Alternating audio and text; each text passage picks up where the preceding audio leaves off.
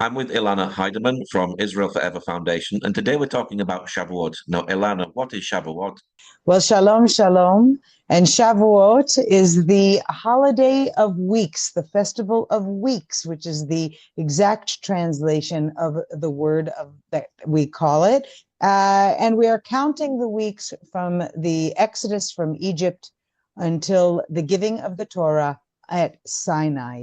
So we have these very powerful 49 days where we really count every day the significance of each day throughout these weeks. And then on Shavuot, we come together and we celebrate once again, just as we had stood at the base of Mount Sinai to receive the Torah from God.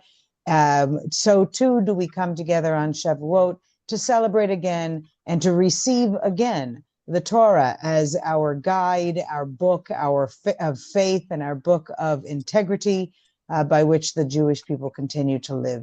Shavuot, I'll add, is also an agricultural holiday for those who are interested in the many aspects of the Jewish faith and Jewish culture. Our love of the land is something that we have always taken as a priority in our life. And so we also celebrate the first fruits that were brought to the temple.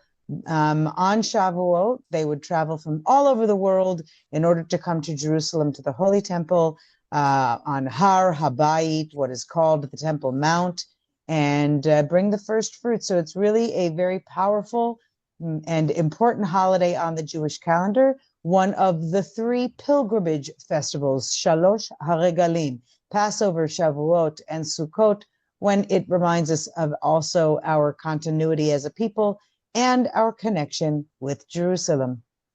So the Torah binds us, and Shavuot is the day on which it was given, and the Jewish people were breathed into life as a nation. It's really a phenomenal holiday. Mm. Now, God gave the law to Moses after freedom from slavery, and are many Jews praying for freedom today. It's over 600 days of captivity for the hostages. Freedom remains an elusive concept in our minds because we don't understand how an entire world has sat silently by for all of these days and denied the freedom of innocent individuals who were snatched from their homes, grabbed in mid-dance from their party and from the life that they deserve to live. Unfortunately, we continue to pray day after day that not only our hostages be released into freedom, but that we also are given the freedom to fight and win the war of what is happening in the war against Israel, because indeed it is a war against humanity. And we need to do everything possible to acquire not just freedom for our hostages, but freedom for all of Israelis and all Jews everywhere. Freedom from being demonized and delegitimized in every possible space. So freedom is on our lips and the hope for it every single moment. So this is a biblical holiday where you have to come to Jerusalem. What's it like in the current situation? We're seeing the Houthis firing missiles, triggering sirens, and Jews are running to the bomb shelter. So is it a scary time at the moment in Jerusalem? Well, it's interesting that you say that because on one hand, it's very exciting in Jerusalem and people really continue to come en masse to our holy city. I don't actually feel that there is any greater fear in Jerusalem than anywhere else in the country, to be honest. I think that there are, of course, people who are agitators, and that is true on all sides of the social, ethnic, and political and religious spectrum. Meaning, this past week on Yom Yerushalayim, Jerusalem Day, when we honor and commemorate the return of our people to our holy city, when at the end of the 6 Day War, on day 3 of the 6 Day War, we managed to conquer and retrieve back and liberate Jerusalem from the hands of the occupying forces, the Jordanians at the time. And it's very important that we realize how Jerusalem is central to many different faiths, but it is central to many different faiths because it was central to the Jews. So therefore, everything we're hearing in a modern day narrative, which ties to de-Judaize Jerusalem and claim in the United Nations and in pretty much every every space in the world, unfortunately, people are saying that Jews have nothing to do with Jerusalem. And these holidays remind us that indeed they do. Indeed, this is our eternal capital city, and it is holy and important because of the Jewish nation. So on Yom Yerushalayim, there is a big parade that goes through, and it's been demonized that these religious Jews are inciting. However, if you've ever been a part of this parade, what you end up experiencing is many, many Jews singing, dancing, waving flags, and being happy. And there are those on the route that we walk, that are being spitting on the Jews, screaming at the Jews and calling for their death. And inevitably you have Jewish marchers who are calling for violations of those around them. Death to Arabs, I know, was heard somewhere, and therefore that makes front page news, therefore demonizing the hundreds and thousands of Jews who march, demonizing their very calm and peaceful, exciting day of celebration by tarnishing what this positive experience really is. So there are always ugly issues on every side of the society, and Jerusalem is a microcosm of it.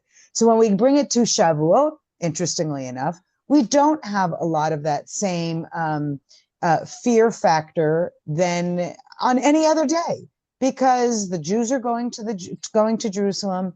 They are at the Kotel. We are walking freely in our religious attire with our families, celebrating the day, religious and non alike. And it has the potential to be a day of peace. So is there fear? I think that that's always true. I'll be honest with you, Paul. I think that these days we're seeing many elements of fear of those who are in Tel Aviv, where there are, and other random communities where there are terror attacks that are happening again and again. They're not just happening in the areas of Judea and Samaria. But of course, we have very high level security on guard these days, and many of the attempted attacks are thwarted. So, we get accused that we have high security, but imagine if all of these attempted attacks were actually successful. How many more hundreds, and that includes Jews, Arabs, Christians, Muslims of every type,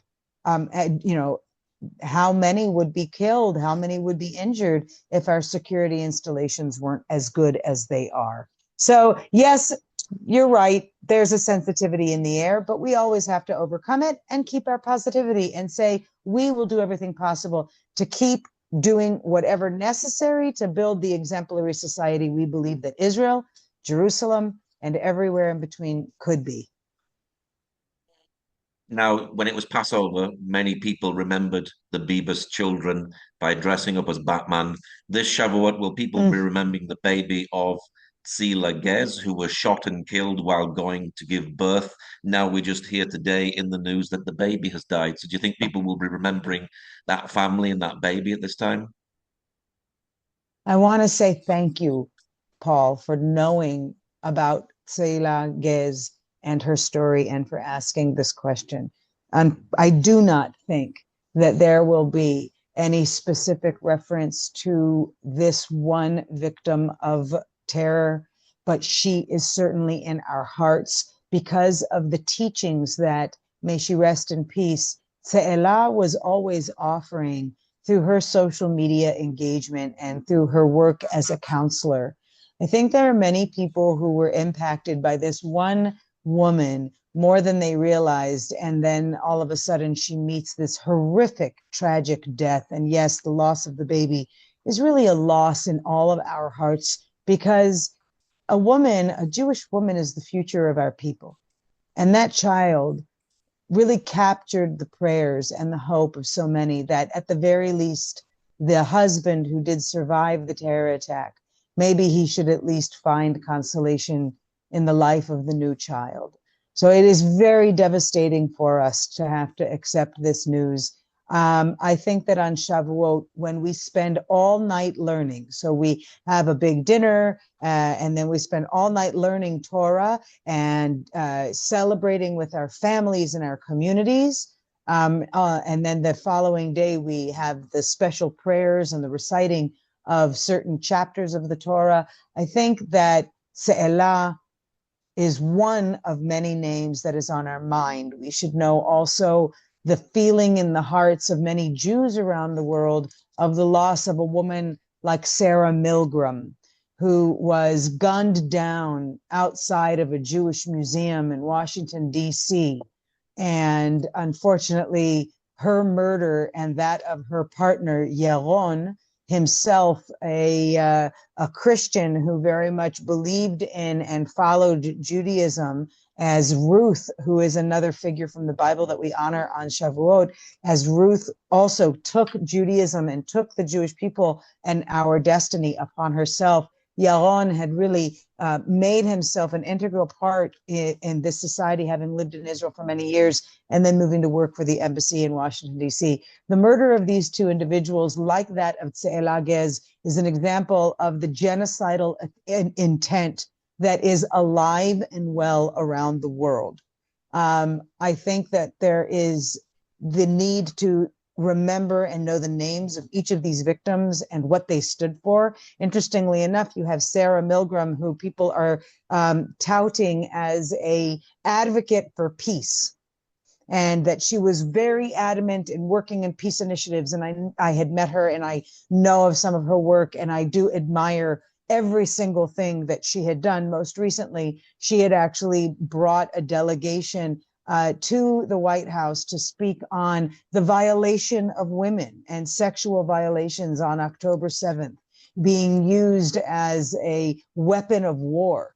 And so her work was really wide spread. And I want to emphasize that I believe Tzeela Gex, who others would demonize as a settler, and many have said that she deserved to be murdered in the way she was because of her being what is called a settler. What is a settler? It is somebody who is a pioneer and living in the ancestral Jewish homeland to which we absolutely have every single indigenous right and international legal rights. But because we're constantly having to toe the line and to worry about public opinion, international public opinion, we allow these wonderful pioneers to be labeled as if they are somehow a extremist element. But indeed, Tzeela Gex, I believe, was also very much a fighter for peace initiatives, wanting to be able to live. You asked earlier about freedom. She wanted to be able to live freely in her homeland and peace with the Arab neighbors amongst whom she lived. And so I think it's very important for us on this Shavuot to think of the various victims of the ongoing hate against Jews, the call to murder Jews, to legitimize the murder of Jews. Because on Shavuot, we also have to remember that we receive the Torah, which is our ethical code. It's the rules of daily life. This is our map for creating a just society. And I think what we're hoping this Shavuot is that the entire world will learn something from the Jews about how we all must work together to create the just society where we can all live in peace. Every faith, every side of the political spectrum. No one owns peace. And it's something that we all are fighting for. So we hope that our prayers this Shavuot will be answered and that we can see a new day of peace rise, as Yuval Raphael sang so beautifully in Eurovision, which again, this is an idea that binds us to what we inherit on Shavuot and what we celebrate on Shavuot and all year round. Now, we've just remembered 600 days of captivity and war. Are you hopeful for a hostage deal before the start of Shavuot? In the many conversations we've had, we always ask if we're hopeful for it, and the answer is always yes, the hope is there. I am also a realist. We see that Hamas is manipulating every single potential deal. while the blame is being placed on Israel and Netanyahu through the derangement syndrome that has been born against Bibi. I think that it's important to realize that our hope is there.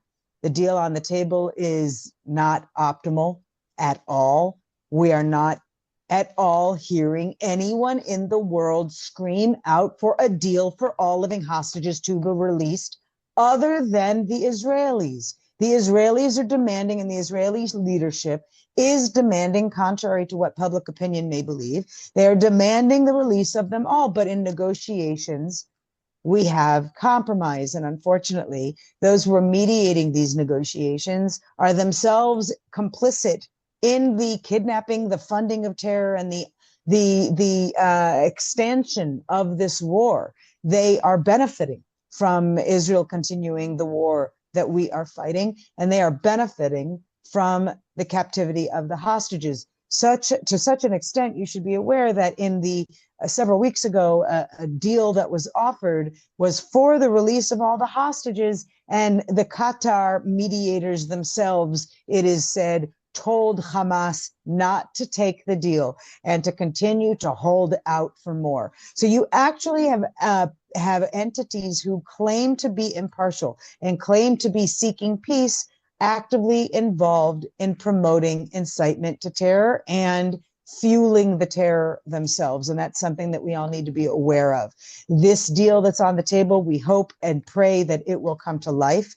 We cannot imagine the suffering of the hostages themselves. I mean, we can, because the stories that we hear from the hostages who have been released, they defy our imagination. Now, I've said that for decades about the Holocaust, that they defy our imagination, because we cannot put ourselves in that place. However, we have the evidence and we have the testimonies. And so I encourage everyone to go and seek out new testimonies that you can learn and hear from, so that you have more information that you can share when you're talking with others who try to claim that the hostages are legitimate, that keeping these individuals who deserve their freedom captive is legitimate. And unless the common person is doing more, we're going to continue to see deals be evaded and opportunities missed, because too much support is being offered for the terror incentives, and not enough support for the call to release the hostages and the war ends. That's it. It's a very simple equation. Release the hostages, the war ends. More people get involved in demanding that release, the war can end. All the suffering of all sides can be alleviated, not by Israel capitulating, but by Hamas surrendering and giving the hostages their freedom.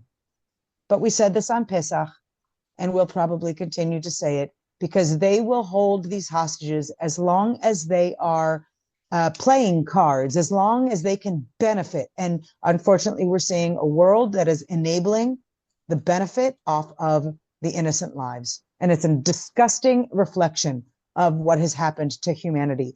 Reminds us again of the importance of Shavuot. Bringing the Torah to the world is what can save the world. Supporting Israel in this fight for humanity is what will save humanity. What is your prayer for Israel during Shavuot? Strength. Strength, and to find moments of joy amidst the heartache, and to find ways to not let those who seek to divide us and destroy our unity, to not allow them that power. It is really a sensitive time for the Jewish people. We're seeing a lot of division, even now that you have increasing attacks, terror attacks on Jews everywhere in the world. And so this is a new front to the war. And unfortunately, there is in any war, the competitive narratives of suffering. We already have seen it in these 600 days about the comparison between the suffering of the Palestinians in Gaza and the suffering of others, and Jews living under wartime. Our conditions are different, the circumstances are different, but actually for all of us to achieve peace, we all have the same goal. other than the fact that they continue to call for the murder and the extermination and the genocide of Israel and the Jews. So my prayer for Shavuot is that the light that came upon us on Mount Sinai will be cast upon the world, and that more and more people will see that if you stand with Israel, you will be blessed, as it says. And we need more people to stand up and be vocal and to do more. Go to your city councils, talk in your educational communities and in your personal communities. Do more, because you can save another soul by showing them the light. What is your website for people who'd like to know more? Our website is israelforever.org. And if you come and follow Israel Forever, where we are doing everything we can to inspire personal activism for individuals, families, and communities in creative ways, and where we are working to provide the information and resources where you can feel a sense of belonging as a virtual citizen of Israel, this is a community where we are proud to have, we just crossed, I'll say, in the last month, over 2 million, a reach of 2 million within the last 30 days. And it makes us feel so proud. We are such a small grassroots organization, really a small family trying to change the world with our little bit of hope and our prayers that more individuals can feel empowered. So come to israelforever.org. Sign up to our mailing list, join as a virtual citizen of Israel. And even more importantly, you can join us as an ambassador. You can do more so that we can save the world that deserves to be saved. And to know that we were not silent during these very, very important days. I think that our prayer collectively must be strength during these times of hardship and hope during these times of division. So let us all pray that we can stand with Israel, not only today, but as I always say with my cliche, but forever, because that is how we will know we've done something really special. We've done something really meaningful, and we've gifted it to one another. We can feel empowered through our hope. Well, Elana, thank you very much for sharing today. Thank you so much for having me, and I hope all the listeners out there are finding a new way to keep their light alive.